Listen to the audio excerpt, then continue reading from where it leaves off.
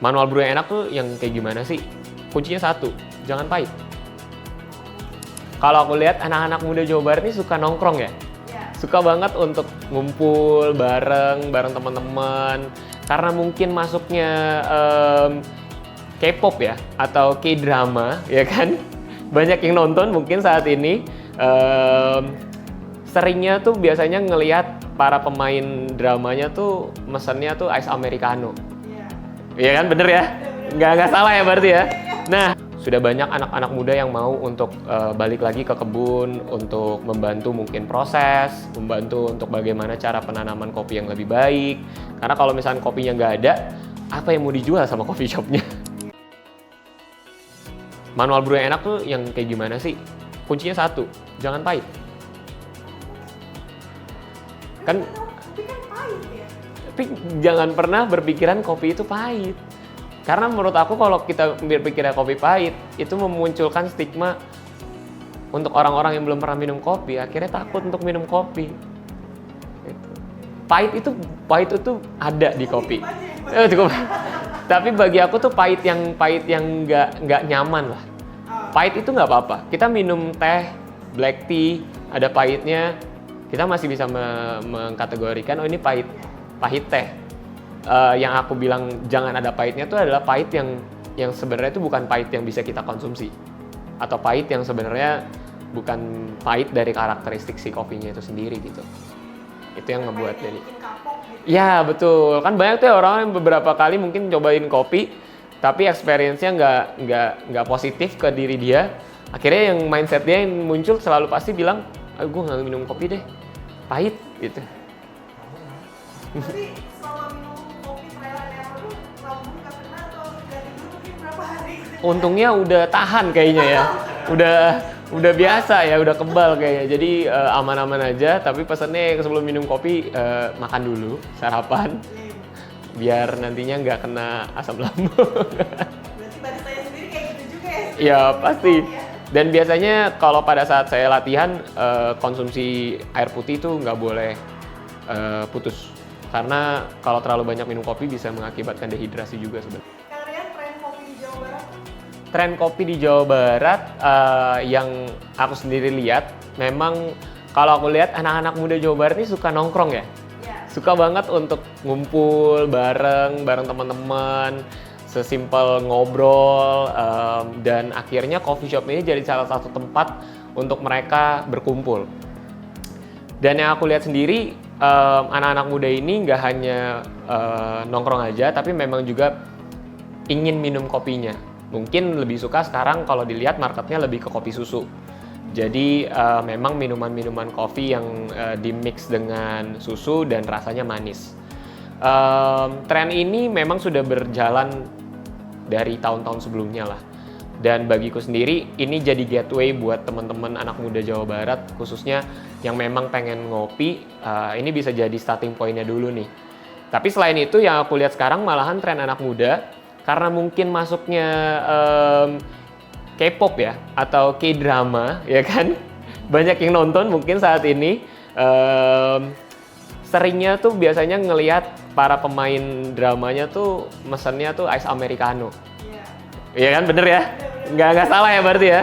Nah, ini tuh jadi tren yang unik juga untuk anak muda kita di Indonesia, khususnya mungkin nggak tahu apakah Jawa Barat juga ada tren tersebut, membuat teman-teman anak muda ini pengen ikutan nyobain ice americano tuh kayak apa sih?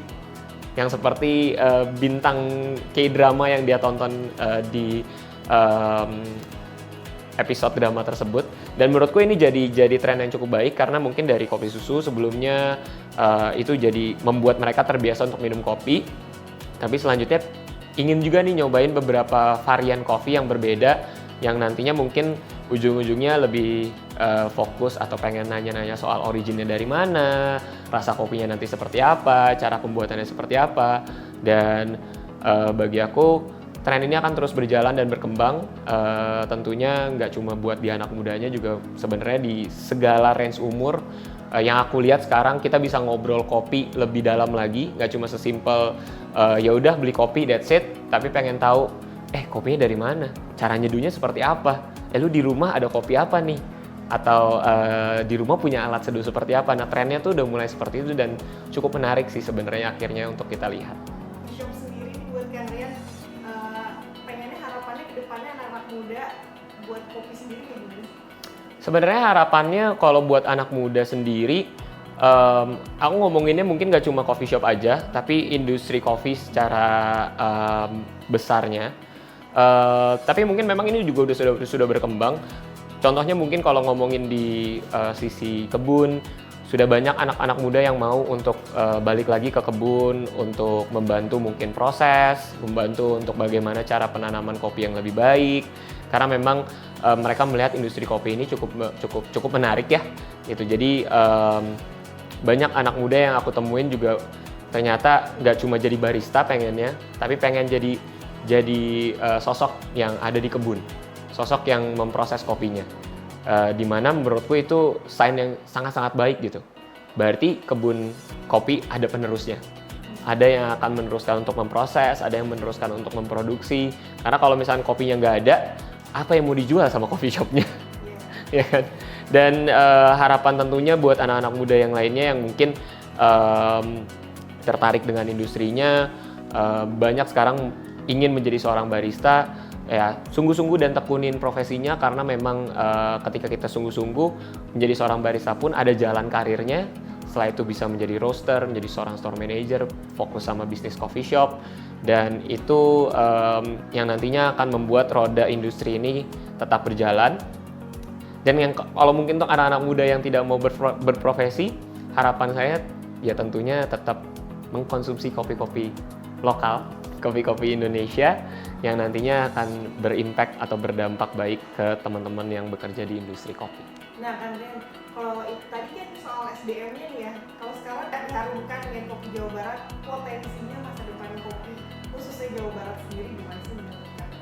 Potensi dan masa depannya bagi aku ya terbuka lebar. Maksudnya terbuka lebar dalam artian seperti yang tadi dibilang, Indonesia sudah banyak berprestasi di ajang dunia, khususnya mungkin di kompetisi-kompetisi baristanya.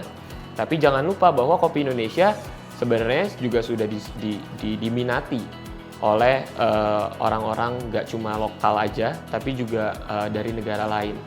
Dan tentunya dengan adanya Cup of Excellence, salah satu ajang di mana kopi-kopi Indonesia bisa berkompetisi untuk dinilai dan mendapatkan hasil yang terbaik, dan nantinya akan dibukakan auction sehingga semua pembeli dari berbagai macam negara bisa mempurchase itu.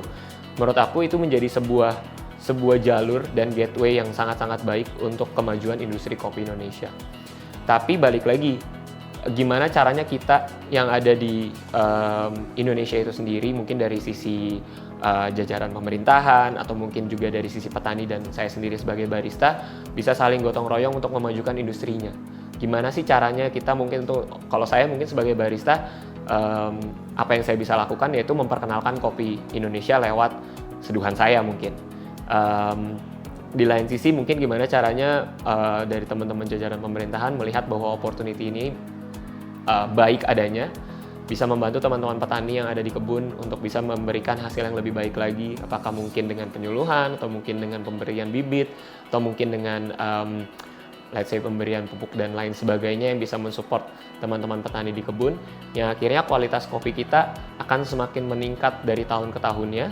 Dengan adanya gateway yang Cup of Excellence ini dan juga kompetisi-kompetisi barista, nggak menutup kemungkinan mungkin nantinya akan ada lagi barista-barista lainnya yang membawa kopi Indonesia di kompetisi ajang dunia.